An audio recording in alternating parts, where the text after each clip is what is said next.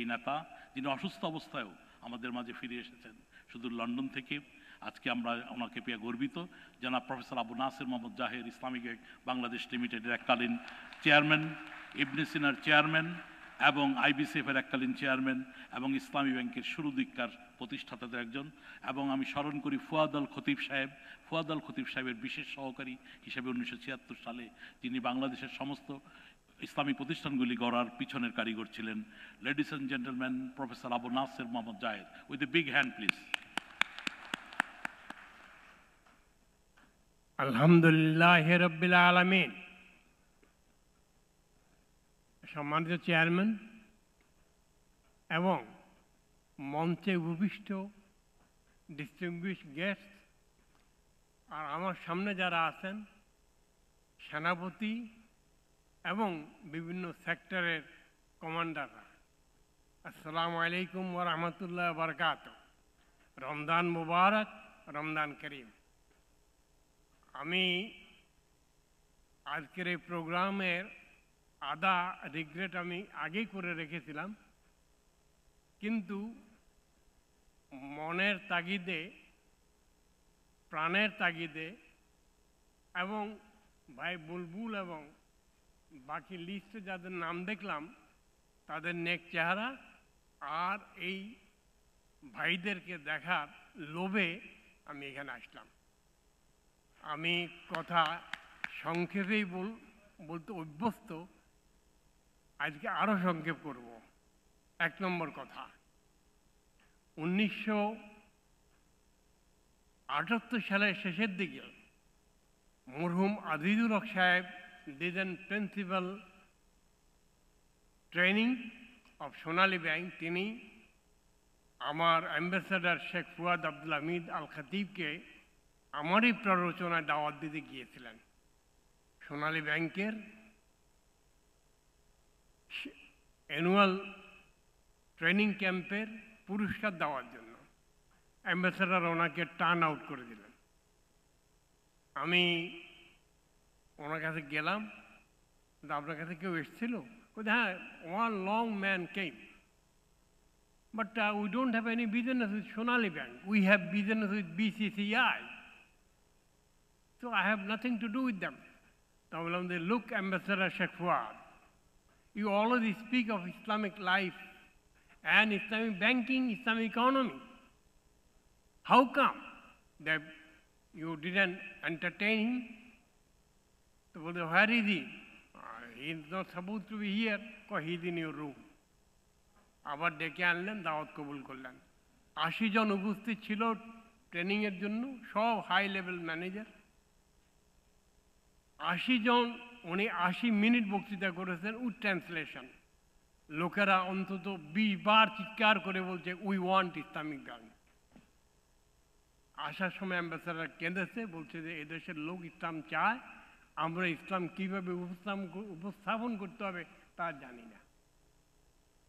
1 নম্বর কথা শেষ। 2 নম্বর কথা, আমি আজকের এই ইফতারের আগে সেই সমস্ত লোকদের আত্মার মাগফিরাত এবং জান্নাত কামনা করি যারা এই ব্যাংকের জন্য কাজ করতে করতেই আল্লাহর মেহমান হয়ে চলে গেছেন। কর্মকর্তা হোক, কর্মচারী হোক, পিয়ন হোক, অথবা উদ্যোক্তা হন, অথবা অ্যাডভাইজার হন।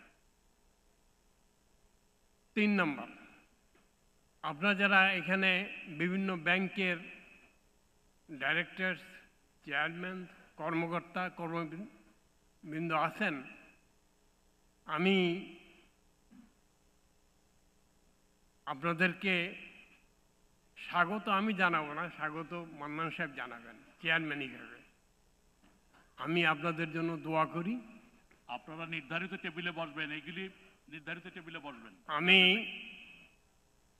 একটা ছোট্ট দাবি করতে চাই, ইসলামী ব্যাংকের সাথে জড়িত থেকে কেউ জাহান্নামে যেন না যেতে হয়।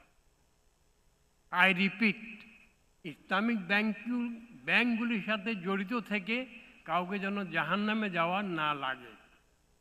কারণ লোকেরা আপনাদেরকে বিশ্বাস করে টাকা দিয়েছে, জমা রাখছে, আপনারা সেটা প্রফিট দেন, এটার জন্য হালাল হয়। হালালে বরকত।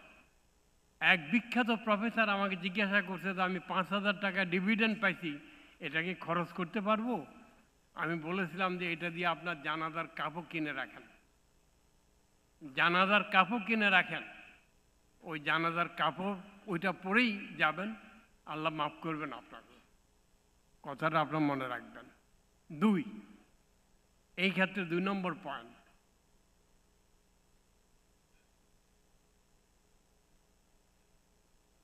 ইসলামী ব্যাংকের টাকা রাখাটা লোকেরা এবাদত মনে করে।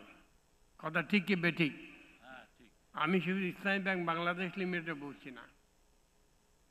আর সেই এবাদতের টাকাটা তিনি যা পাচ্ছেন, আপনার যেটাই দেন, সুদ যোগ করে দেন আর সুদ মুক্ত দেন, তাদের জন্য এটা হালাল, কিন্তু আপনার জন্য হারাম।